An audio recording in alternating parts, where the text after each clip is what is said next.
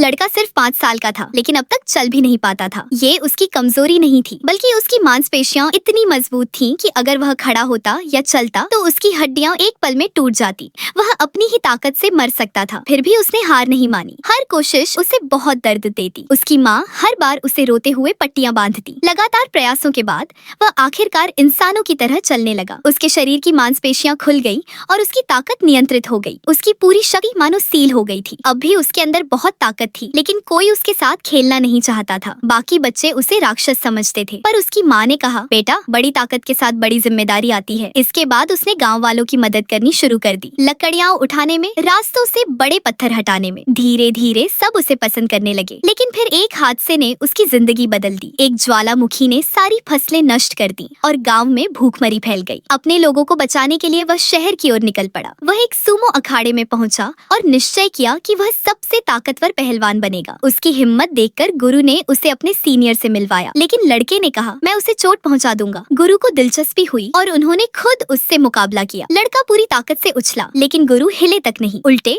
गुरु ने एक दांव में उसे जमीन पर गिरा दिया। वह कोशिश करता रहा, मगर नतीजा वही रहा। दिन रात अभ्यास चलता रहा। हर हार ने उसके हौसले को और मजबूत किया। कुछ सालों बाद उसने अपने गांव की ओर से टूर्नामेंट में हिस्सा लिया। पहले ही मुकाबले में उसने विरोधी को एक दांव में हरा दिया। फिर जीत का सिलसिला चलता गया। उसकी ताकत पूरे देश में मशहूर हो गई। कभी कभी उसके विरोधी डर के मारे कांपने लगे। एक दिन उसने जानबूझकर हार मान ली। जब गुरु ने पूछा, तूने जानबूझकर क्यों हारा? वह चुपचाप रोता रहा। उसे एहसास हुआ कि उसकी ताकत अब लड़ाई के लिए नहीं है। वह कमजोरों पर होने वाले अन्याय को महसूस करने लगा था। इसलिए उसने अपनी पूरी ताकत फिर से सील कर दी। फिर भी वह जीतता रहा। 21 सालों तक उसकी जीत की दर 99% रही। बाकी 1% मुकाबले उसने जानबूझकर हारे। उसने कभी अपनी असली ताकत किसी को नहीं दिखाई, जब तक कि वह मरा नहीं। पूरी जिंदगी इंतजार करने के बाद स्वर्ग ने उसे वह लड़ाई दी, जहाँ वह पहली बार बिना किसी रुकावट के अपनी पूरी ताकत से लड़ सका।